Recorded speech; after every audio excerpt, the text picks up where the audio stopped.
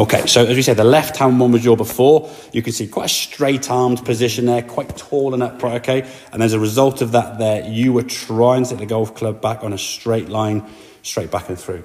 Because the putter is on an angle, it wants to curve underneath the top part of the club there, okay? There's no straight lines in the circle, It might look straight from a certain angle, but it's never going to go straight back and straight through. It will be curving, okay? And when your arms get quite straight there, you haven't got as much control. Generally, if I said you hold an iPad, hold a book, PlayStation controller, or whatever it may be, you'd be sort of sat there. You wouldn't be like, that's good, unless you've got some eye difference and you're long-sighted or something, okay? You just bring things in a more natural... This arm bend in here is a more relaxed state rather than being pushed out of there. It puts tension sort of in the back of your shoulder blades and everything, okay? So being more over the ball, as we can see there now, you've got this angle here, allowing the club to arc and go back on the angle. Physics is dictating it goes back, so the club makes you sort of working back on that yellow line nicely. Not having to watch it, And then when you swing through, everything stays nice and stable there. So a good strike of the putter there, as we can see, at the middle. And you look a lot more solid there. Whereas this one looks, to say, a little bit kind of, a lot of movement there with the top part. It looks a bit... Almost looks like the club's heavy, like trying to pull it through, which is why the ball then goes way to the left there, okay? And then a lot of moving parts and excessive sort of shoulder movement. This sort of shoulder kind of popping up and going left here. It's just you going to pull it left. So that's going to affect your distance control because your contact will be varied. Obviously, your start line is going to be a bit of a guess. And if you're reading greens it doesn't look slopey, I'll go straight. You're now kind of guessing. So with all due respect to you and any other golf I've discussed with a lot of people, when you hold putts, it's basically a happy accident. You misread it, mishit it, and misdirected it's gone in.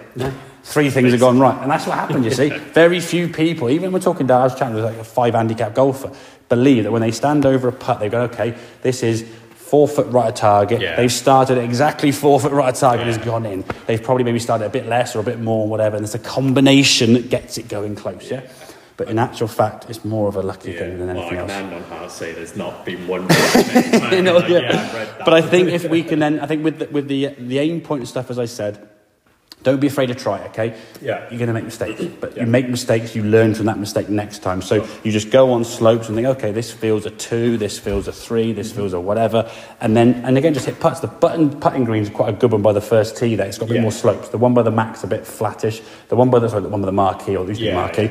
The one by the Mac isn't too bad, but the button one's got enough slopes there, certain parts you can stand then. If you feel sort of 6, 7, 8, give it basically 2 hands, You'll rarely get that, but you'll feel some slopes there, okay? So when you've got those length putts that are sort of 6 to 8, 10 foot and beyond, you start putting 3, 4 fingers up there, okay? As you get closer, it becomes slightly different in terms of the measure. So rather than putting fingers up, you go from the middle of the hole, the edge of the hole, 1 inch out, 3 inches out, okay? So when it's a 1, 2, 3, 4, it's middle, 1 inch inside, 1 inch outside, 3 inches. So on the video, you can remember that. We'll record back and forth, write it down over there, okay? So if you're hitting a putt there now, if that's the hole, so a straight putt, you would aim there. A 1, you would aim 1 inch inside. A 2 is 1 inch outside. And a 3 is 3 inches outside. That's when you're sort of like 6 foot. Because if you put 3 fingers up, hit, you're aiming, it's a long way away. Okay, so that's where it sort of slightly differs with the short range. That's sort of 6, 7 foot and closer, But the longer ones, these sort of main ones, sort of 15, 20 foot and so on, that's when you're using the sort of 2, 3, 4 fingers or whatever. And it just gives you a basic understanding of where you're going to start it. And as you saw, when you clearly said, okay, this is a 3, you had a really good putt, Did it go in? No, but have a chance of going in? Yes. And was the next one a tap in? Yeah, you're not 3 putting.